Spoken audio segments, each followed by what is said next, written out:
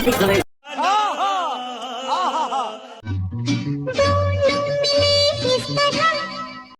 is called ফজলি আম। তোরা চুষে চুষে খা, তোরা টিপে টিপে খা, যে যেমন ভাবে পারিস খা।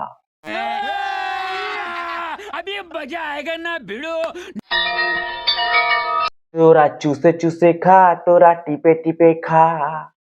This is called ফজলি আম। যেখানে নাতনি দাদুকে টিপে দিচ্ছে, এখানে নাকি আমেরিকান দাদা মিষ্টিদির জন্য বিরিয়ানি পাঠাচ্ছে। বোঝো ঠেলা। মিষ্টি দি আমার বিরিয়ানি খেতে চেয়েছিল, তাই তো? মিষ্টি দি আর কালিদি বিরিয়ানি খেতে চেয়েছিল, ভালো কথা।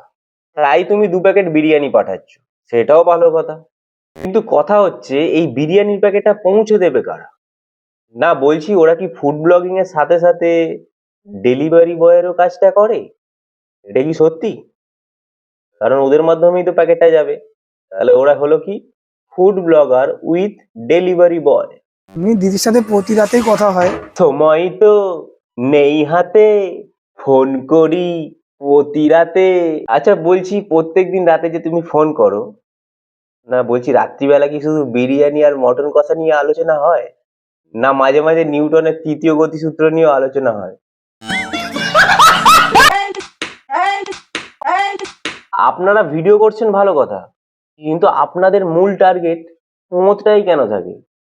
না মানে আপনাদের সব ভিডিওতে দেখেছি ক্যামেরার ফোকাসটা আপনার মেয়ের পোঁদেই থাকে, সব ভিডিওতে। না কিছু মনে করবেন না, আপনারা কি পুরোটাই পোদের ওপর নির্ভরশীল? দেখো এই পোঁত টার্গেট।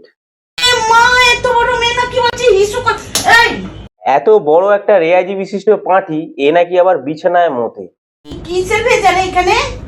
মানে বিছানায় মোতাটাও এদের কাছে একটা কন্টেন্ট। মূল বক্তব্য হলো পোঁত দেখিয়ে না ভিউজ আসলে মুতে ভিউজ আনতে হবে। না এটা কি সত্যি সম্ভব? বিছানায় মোতাটাও একটা কন্টেন্ট, এটা হতে পারে? আপনারা না থাকলে তো আমরা জানতেই পারতাম না যে বিছানায় মোতাটাও একটা কন্টেন্ট হতে পারে।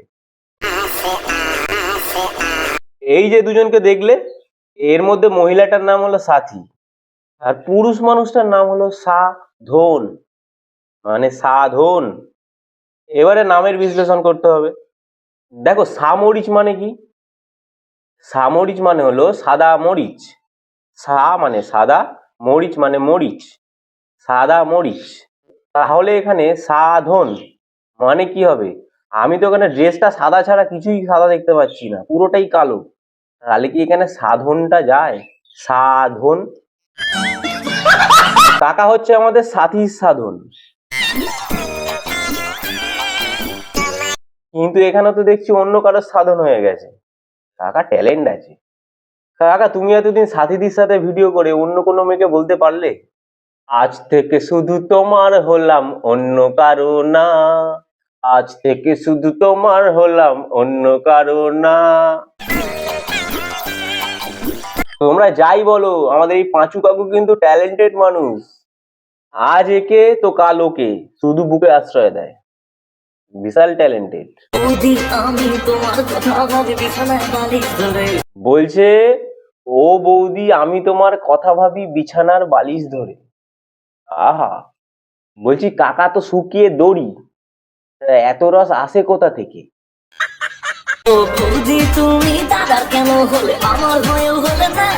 বলছে তুমি কেন দাদার হলে আমার হলে না?